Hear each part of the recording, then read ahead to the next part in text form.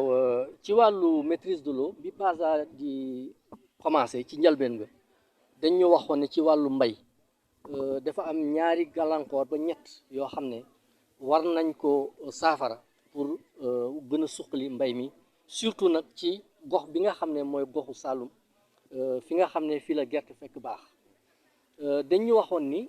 fokk ñu jéem a téye ndox mi nga xam ne su tawee ba pare ndox moomu mooy walangaan sotteeku ci géej nañ ko jéem a arrêté bloqué ko pour que mu mën a jàppale mbay mi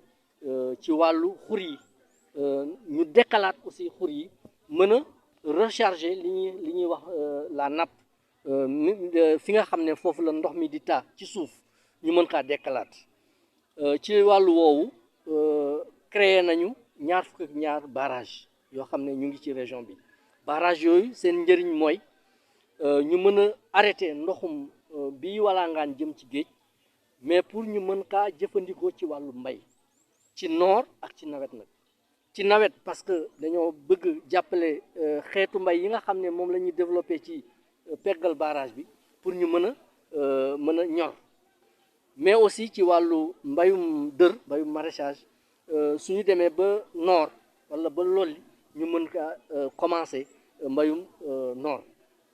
donc loolu mooy njëriñu barrage yooyu am na nag ñaari barrage yoo xam ne samp nañ leen dañ leen yokkal beneen fonction boobu mooy xeex ak xorom si benn bi mu ngi ci Xosnaan beneen bi mu ngi ci Njaaw Bàmbali xëy na nag ay barrage yu ndaw la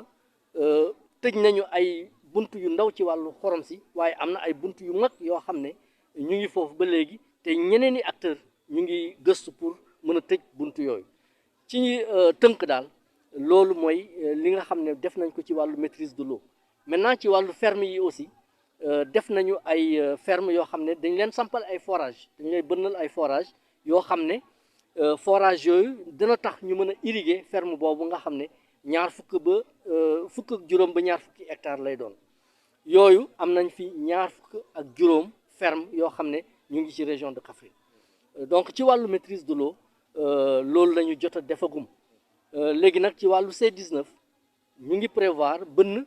juróomi mini forage yoo xam ne commencé nañ ko ba benn bi sax bënn na ci wàllu Idda Seko danañ ko continuer ba juróomi mini forage yëpp ñu mat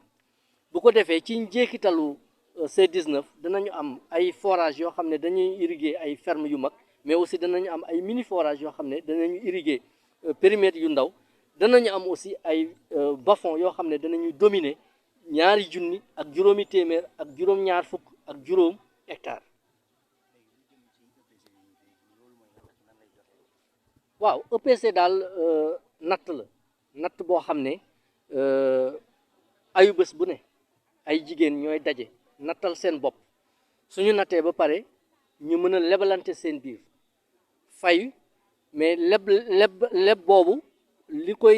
koy suuxat mooy ñu développer ay activités yoo xam ne day jur xaalis maanaam da leen di jural njëriñ maanaam danañu def commerce bu ndaw danañu def yaru ginaar yaru jur daal ci tënk li tax ñu def système boobu mooy dañoo jàpp ne ñun projet dafa am fu mu commencé am fu mu war a yem te jàpp nañ ne aussi fi ñu war a yem tekkiwul ne projet bi dem na activités yi taxaw nañ dañoo bëgg su projet bi demee ba jeex aussi jigéen ñi mën a continuer seen système di lebalante ci seen biir mais pour aussi ñu mën a am lu ñuy jëndee jiw ak engrais mën a continuer seen exploitation agricole